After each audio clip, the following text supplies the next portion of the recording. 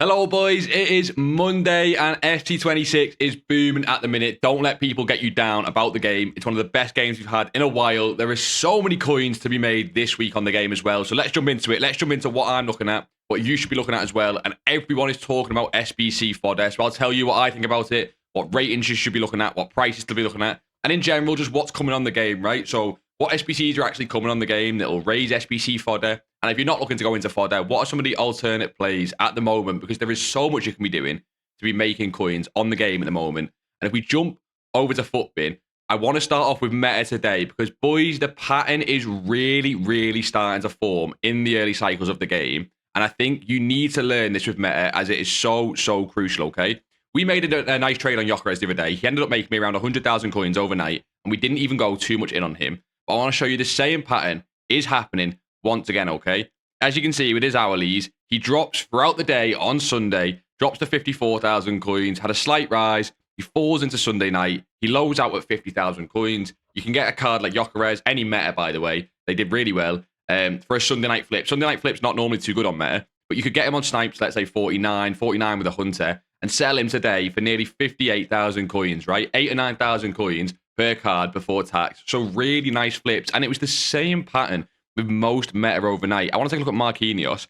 I thought centre-backs might have been killed a little bit from the SBC the other day, the player pick. But Marquinhos again yesterday. We take a look at his graph yesterday. He has that same dip, slight rise, but nothing much, and then dips into Sunday night. Gets to his low at around 33,000 coins. You can pick up at 32 on snipes, pretty easy. And he's right up today at 37 plus thousand coins already. I'm recording this midday UK time. So it looks like the meta market is getting very predictable for these weekend flips. I don't think it is viable every single day. I think you need to be making sure that cards are dropping enough overnight to be looking at these. I actually didn't look at meta overnight last night. I looked at something else, which we'll jump into later in the video, because I didn't think the jumps were big enough down. But again, just every card I've been looking at this morning, if you look at the hourlies from yesterday, they got down, slight rise, but nothing much, which is normal on a Sunday. A lot of people, not a lot of people are buying their teams on a Sunday, which is why that demands not as much as it is on other days, like on the Saturday when you see a bigger rise. But then they fell into the morning. She gets to 53,000 coins, and she's right back up near 60,000 coins. So again, not huge rises, but 5% profit after tax minimum on all of these cards is a great return on investment for such an easy and predictable trend on the metas. So they're flying, okay? And it is interesting because cards like Diani, obviously being 60,000 coins, is mental, right? She's one of the best cards in the game. Genuinely, she's amazing. I think it's still interesting that rewards are still awful, and not a lot of people have coins on the game. So what we're looking at here is the icon index, okay? Futbin does a thing where it just kind of simplifies how the icon market is moving, as well as some other fodder ratings here, and an index 100, which is sort of the general market. It's what they put 100 cards into it to try and cover the general market. The one we're looking at now is the icon index daily, right? And it just kind of tracks the average icon price in a sense, okay? And as you can see, normally what we get with icons is a slight rise, but this year, boys, look at the state of icons falling, right? You'll know this yourself. Rewards this year, boys, have been shocking, right? Think about how many tradable players you get from Rivals and FUT Champs that actually sell for anything. If you're anything like me, you're just getting fodder from most of these rewards.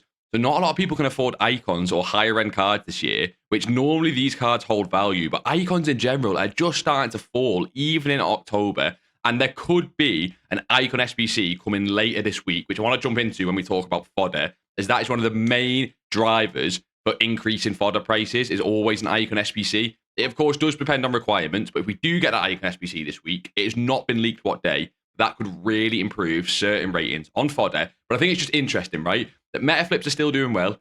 It is almost definitely better on the lower end, right? If you're looking to do meta flips, the budget I would work in is those cards between Marquinhos price, like sort of 10 to 30,000 coins. And I wouldn't look much higher than the cards like Diani, right? These higher end cards like Nico Williams and De Jong definitely still do rise, right? If you look at yesterday or even tonight, right? He was 106 and he hit 112. But after tax, that's like a couple thousand coins. Because not a lot of people are going for these cards. They can't afford them as much. So after tax, they're just not as worth it as the lower end cards, in my opinion.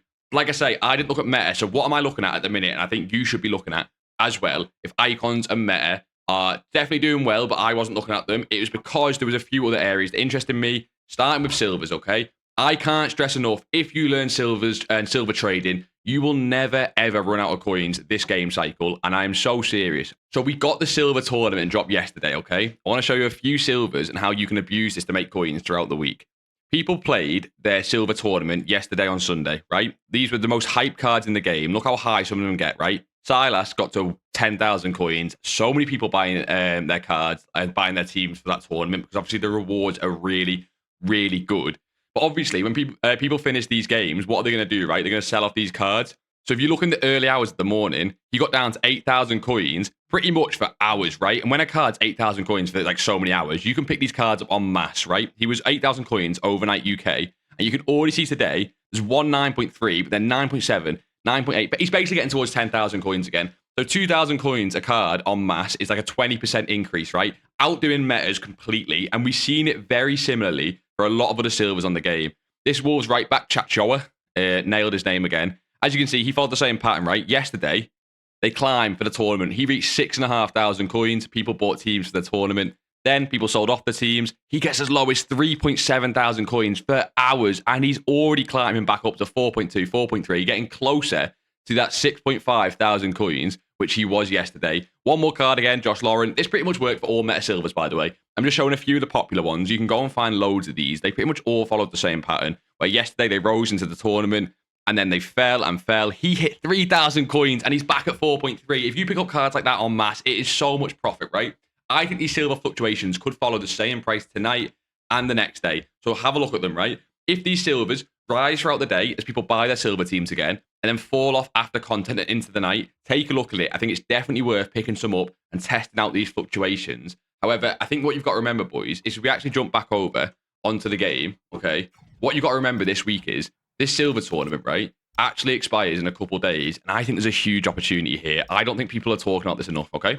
This silver tournament expires, this is Thursday when it expires, right? So 3 days, 5 hours, that is Thursday that it expires. We also get, as I'm probably, you're thinking about, marquee matchups on a Thursday, okay? So we get silver supply on a Thursday, which means on Thursday, in theory, there should be no demand for these silver cards, right? Because the tournament is done. There should be added supply on these silver cards from marquee matchups. And I do wonder if we could see a card like this, Lauren, fall from 4,000 to 5,000 coins all the way down to possibly 1,000 or 2,000 coins. And what I'm thinking of doing, boys, is I'm going to show you what I'm invested in later. If I can try and sell everything by Thursday, I would not be against going all in, literally all in, like 2 million coins in on silvers Thursday night and Friday night as we wait for the next silver tournament that's coming out from EA. Unless it refreshes. I don't think the World Tour's Silver Superstar League does refresh. I could be wrong on that, but it doesn't look like it, right? Which means until the next silver tournament is out, we should have pretty much no demand on silvers and loads of supply on them. And it is such an easy way to triple or quadruple your coins if they do get down low enough, right? And before we jump into SBC Fodder and what is coming on the game, there is one more thing I did want to touch on, which is what we called on stream the other day, marquee matchups, as I still believe there is an investment opportunity for this, right? El Clasico is next weekend. It will most certainly be in marquee matchups, and there is possibly still an investment opportunity for using the lower budget, right? The men have already started to fly. People are invested in these cards. Stay away from these, right? You want these at 550 at an absolute maximum. They're already touching 750. We called this more on Friday. If we go on the 14-hour graph, we called these cards on Friday when you could pick them up on 550 on bids around here. But we also called the women cards, which always take longer to rise as they're not as hyped, although they can be used in the SBCs. Like this fella who's still 600 coins. But when we called her on Friday, she was pretty much discard. She's already coming up in the coins. But if you can pick these up at 500 coins on bid and look to sell into the hype on Thursday with marquee matchups at 700, 750, 800 coins plus, I do think it's worth taking a look at if you're on a lower end budget, as it's such an obvious marquee matchups this week, boys. You couldn't have easier coins this week, maybe apart from silvers. So that is everything over the past few days. But more importantly, what is coming up? What you can be looking at, right? To start making some coins into this week as well. What am I looking at, right? This is the content we're getting this week up until about Wednesday, I think this covers, okay? We've already had, obviously, the Team 2. We've already had Jal Pedro. We've already had Calafiori and Dean Huijsen. And we are getting Jack Grealish SBC tonight on Monday, which, in my opinion, won't raise the market too much. The only thing this could affect, in my opinion, is if he's a cheap squad with one team of the week. Because what happened when we got Mateta the other week is Mateta was a cheap SBC, but it required a team of the week. So because so many people completed it, it did raise the prices of team of the weeks. And we could see that with Grealish as well, as he is a popular English Premier League card. However, in my opinion, this won't affect the SBC market too much or the fodder market. What will do is this beauty up top, Sergio Busquets, which now is confirmed to be coming on Wednesday, right? This will most certainly raise Fodder unless he is massively overpriced, but he's expected to be coming in at less than 500,000 coins, which means I think now I can finally say you need to be out of all tradable midfielders in your team by Wednesday midday, the absolute latest. Do not be holding midfielders when this Busquets comes out, right?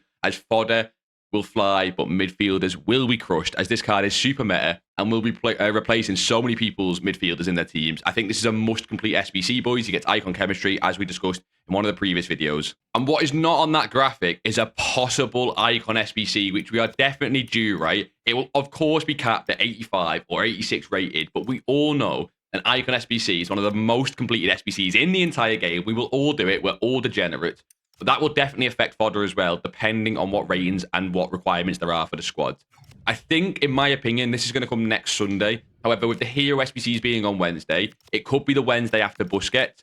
But I think if you go into the evolutions tab, it's certainly interesting that on the cosmetics tab, if you scroll down, there is, oh, where is it? There was an icon embellishment and it might have disappeared, which is certainly interesting. I don't know when that expired. There was an icon embellishment evolution, which if that's expired, it is of course going to be renewed when the icon SBC does come out. So keep an eye out for the icon embellishment cosmetic evolution. But an icon SBC will definitely raise Fodder. So that's one to keep an eye out. My personal opinion is next Sunday. However, it could be the following Wednesday. And that's why I think Fodder's so interesting, right? With Busquets and the icon SBC coming, there is two major SBCs on the horizon with Fodder at one of its lowest points in recent weeks as well. So, like I say, a lot of talk about Fodder, and it is one of the main points of this video. So what am I looking at, okay? First of all, I'm not looking at low rated. The two big SBCs we are waiting on are the icon SBC and Busquets, and then possibly a hero refresh as well. We, of course, did get the Player Pick Hero SBC yesterday with Lizaru.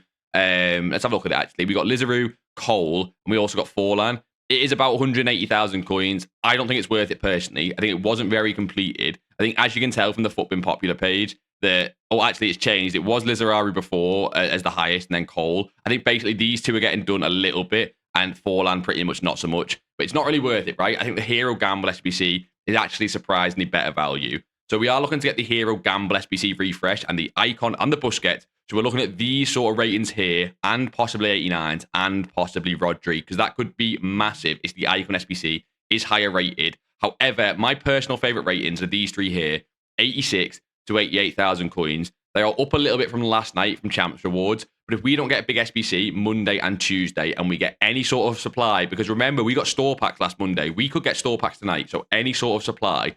And this is very, very interesting for you boys who have any sort of coins whatsoever. I'm going to tell you what I'm liking for prices, give you my personal opinion. Starting with 86s, right? If we jump into this Callum Hoglu, we go into his 14-day graph, you can see he got to highest at 7.8. I don't even know which SBC that would have been. It might have been the Hero SBC, although that did come out on a Wednesday, so I'm not too sure. That might be the Hero SBC there when the first dropped. But you can see, right? He's been getting lower and lower since, the same as all 86s. And a really nice price for these 86s is if you can pick them up at 6.3 and below on bids, okay? Yes, he's sitting at 6.5, but I think at 6.5, if we get any sort of supply tonight on Monday, tomorrow on Tuesday, before Busquets drops, I think you could see these cards fall even a few hundred more coins. But if not, it's still fine. I think you can pick up a lot of them on 6.3 on bid, whereas 87s might be a little bit harder to get. As the price on these 87s, really, you're wanting 9.5 absolute max, right? You see that these were 9.6 yesterday night, or, last night. He's been 9.6 a while. All 87s have been the same. I like 9.5 on bids on 87s. It looks like these are up already. Again, probably for Busquets. But I'm telling you, right, if we don't get any SBC tonight on Monday or tomorrow on Tuesday, there's no reason these should keep rising in value. The only thing could be is if we don't get any supply whatsoever. So keep an eye out on that. But yeah, 9.5 thousand coins on bids for 87s, 6.3 for 86s. And if you've got more coins and you're looking at 88s, these have been quite easy to pick up at 12.5 on bid for a while now. If you look at last night, he was 12.9 on average. You can pick them up at 12.5 on bids, possibly 12,750, but I don't like pushing that too much, okay? If these ever get to around 12.5 on bids, 88 could be a shout as well. So all three of those fodder ratings are definitely worth taking a look. If you wanted to go 89s, I think it's possibly too high rated for the stage we are in the game. But I know a lot of people are looking at Rodri, right? This Harry Kane, you can see he gets to a max of 22 and a low of 19. So the gap's not as big there. I think if you're looking at this, you are looking to get sub 20 prices here, like 19.5 on bids. But I don't think that's the correct rating to go for. You could also go for Rodri. Rodri has the benefit that he's the only 90 rated fodder card. So if a 90 rated is needed for the cheapest SBC solution for one of the SBCs that comes out, because he's the only one, he can often do quite nice. As you can see, he's already up from 27 to 30,000 coins. So if he falls again, I don't mind that around 27,000 coins on bid, if that is possible to pick up. But 86s, 87s, and 88s are definitely my 3 favorite ratings. However, that is not what I've gone all in on. And I've been saving it for the end of the video because I think it's super important to mention, and it is such an opportunity. Again, one more time, if we don't get an SBC that requires these for the next couple of days, I think these are a huge investment opportunity. Let me show you what I've gone all in on. So jumping back to the console, boys, I'm obviously on around 1.8, 1.9 million liquid. But as you can see, we're on 18,000 coins. And this is because I've gone all in on Fodder informs, okay? Specifically Riyad Mahrez and also Jess Park. I have got around 150, 160 of these cards. I am unassigned at the moment. I picked all of them up for a very nice price.